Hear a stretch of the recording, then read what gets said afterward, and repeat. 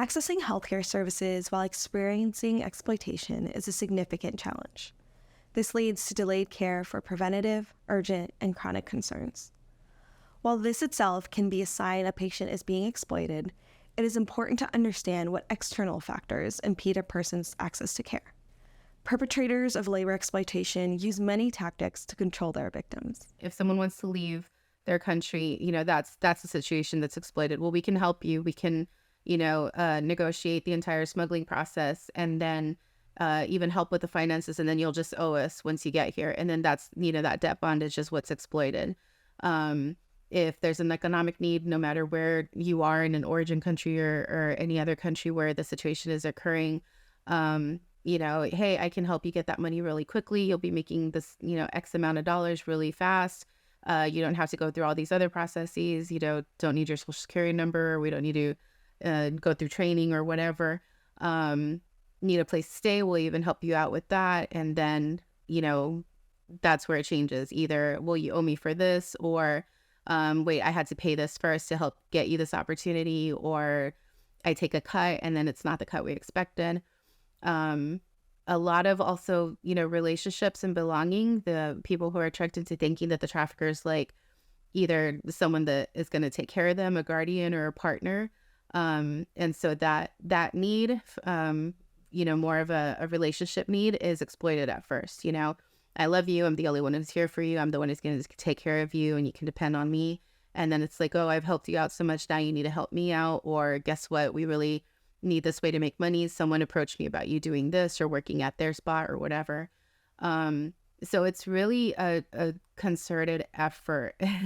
It's thought through by the perpetrator. There's something there that's vulnerable that I'm going to exploit. One of the biggest reasons they can't leave because they're being threatened by their trafficker. They threaten their families. And then for someone like me that is in a domestic servitude, a lot of us as victims of domestic servitude, our documents are being held against us. Victims might not feel like they are entitled to care or fear legal retribution if they were to seek help. Given cultural, language, or educational barriers, victims may not be able to articulate the exploitation they experience from their employers. First of all, we look at, do they know that the situation is illegal or that they're victims, right? They might not know. They might not know labor laws here. They might not know immigration laws here. They might think that, this is what they owe their employer because they're here in the United States and they're working and they have a job, but really they're being taken advantage of and getting paid so little compared to, how much they earn for meals or boarding or what have you. And they might not realize that this is a situation that's exploitative. Oftentimes, the possibility of losing any source of income would be detrimental to their and their families' lives, and therefore not worth the risk of seeking care. They still return to that labor site the next day, even if, they worked their butts off one day and didn't get paid or got beaten or got left somewhere, and without pay or got a bounce check. They still come back to the corner the next day. And odds are sometimes they do go back to that employer also. And, they say, maybe this time it'll be different, or maybe this time I know a little bit better and I can say something.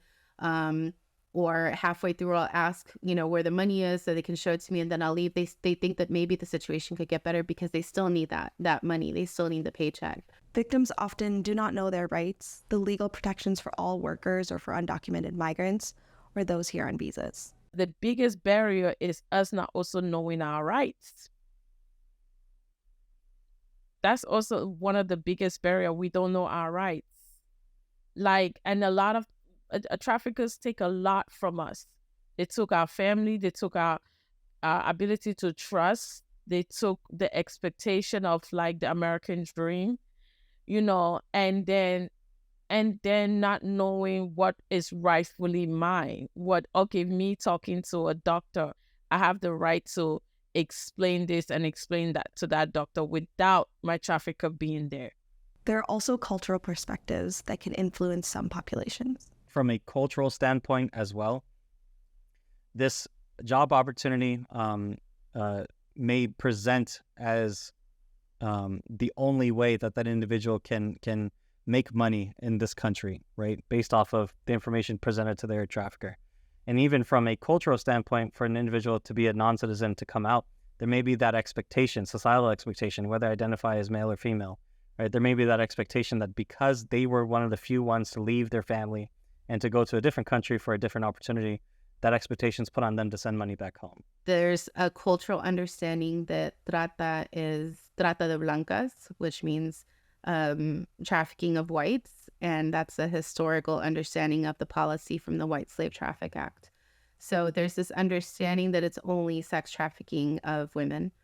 And so there's already a gendered and racialized context to it culturally, this understanding of it, this understanding to them of, but if I'm choosing to be there and choosing to seek work, then I brought this on myself. And this is the only option I have because I'm undocumented. And so that anti-immigrant rhetoric has been used as a tool of traffickers and internalized by a lot of the population of, okay, well, I don't have rights. I did choose this because I came undocumented. So I knew that this was a risk I was taking. So how can I speak up or think I have rights about it if this is kind of my fault? Providers and healthcare systems contribute to the lack of healthcare access this patient population experiences. Representation is really vital. And so having someone who looks like you, someone who understands the situation, someone who's not blaming you for the situation you're in. Well, why didn't you leave? Or why do you keep going back to this work? Or why are you doing that work if you're not trained for it? You know, those kinds of questions of kind of blaming them for what's happening to them further risk them not speaking out or even understanding that this is something that they don't need to be going through, that they don't deserve to be going through and they have a right against. A lot of hospitals having security out front. There's some who even have like medical detectors and, you know, uniformed security. I've been told in the field, you know, I was injured in a work setting. I was taken to the emergency room, but as soon as we got there, I left because there was police in front. And so there was the assumption, one, that it was police, two, that they were going to ask about status or ID, and three, that they were going to be deported. Many clinicians in healthcare systems are unaware of worker rights, labor laws, and differential access to care based on immigration status or visa status. At the federal level, the Occupational Safety and Health Administration oversees workplace safety conditions and also on other unhealthy conditions. So a patient who has experienced unsafe conditions at work, including such things as chemical exposure, should know that there's a way to make a complaint to OSHA.